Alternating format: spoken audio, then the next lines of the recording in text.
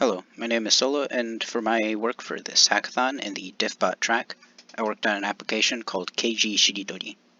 So Shiritori is a Japanese word game where you have one person start with a given word, let's say the person starts with dog, and then the next person continues on by taking the last letter in that word and making a new word out of it. So for example with dog, the next person continues on with a word that starts with G, so say gate. The person after that starts with the last letter of that, so that's E, and so they go egg, and so on. And so I thought it would be fun if I could implement an application that kind of captures the spirit of this game, but instead of just using words and letters in it, I would be using knowledge graph entities, properties in the knowledge graph, as well as enabling this using Diffbot's natural language processing API. So to start off, although the game, normally would be played with multiple people, since we're all in quarantine, I'm playing this by myself, and so I have this generate a random node for me to start. And so as we can see, it can generate a new node, get the image from the knowledge graph provided by Diffbot, or I can also input a certain name so that I can actually make some connections that I actually know for this. So we'll be starting with Barack Obama, and so in order to play this game, what I want to do is write in a sentence for a new entity, as well as a property that the entity has that can link to the previous entity.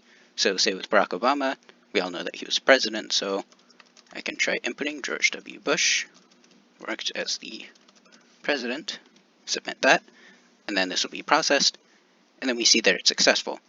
The Diffbot API was able to extract this connection here of employment title being a president, and so we've successfully connected that, and then next we'll be moving on to try to make a new connection to George W. Bush. So with the rules of this game, playing it with the knowledge graph, I decided that I would limit people so that they can't repeat specific types of links, so I wouldn't be able to repeatedly use that someone works as the president, say Donald Trump works as the president, and there was a match, but I already used that fact, so I can't use it again. And I also can't repeat entities, so say Obama lived in Washington, D.C. This entry would fail because I've already used Barack Obama here. And another thing that I'm doing when I'm checking for these entities, I'm also validating that the facts are present in Diffbot's KG. So say if we were to start with Barack Obama and put in Mark Zuckerberg lives in Washington, D.C. and submit this, after it's processed, we'll see that there was some facts that matched, so that lives in Washington, D.C. could have matched to Barack Obama, but it wasn't actually a real fact in this game because it wasn't present in Diffbot's knowledge graph.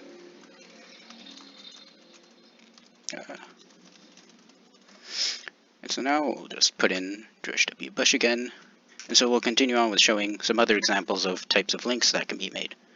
And so another type of link that we can use is places that people have lived, or places that people work. So with Kamala Harris, works in Washington, D.C. And so here we can make another connection to George W. Bush using the location of Washington, D.C. And so with Kamala Harris, she's the senator of California, and so we can try to make another connection here using the location of California. So say Elon Musk lives in Los Angeles. And this is processed and it's successful. And so we can see that we're using the property of location multiple times, but I'm allowing it here because the location itself is different, Washington, D.C. versus Los Angeles. And another kind of thing we can do is say Mark Zuckerberg. He is the CEO of Facebook, and Elon Musk is well known as the CEO of companies like Tesla, so is a CEO. And this is another type of property that's captured in Diffbot's knowledge graph, so we're able to make a successful link here. And one of the considerations that I had when making this was whether or not to show more links than just what the person input into the text box for the natural language processing API to do. So, for example, Barack Obama, he also could connect potentially to this Washington, D.C. node. But I found that when I was trying to develop this, making too many of those kind of links would make it very crowded very quickly because so many people are connected in so many ways. And so instead I decided to try to keep the visual a little bit lighter so that people could more easily just focus on this aspect of trying to input text in such a way that you can make connections.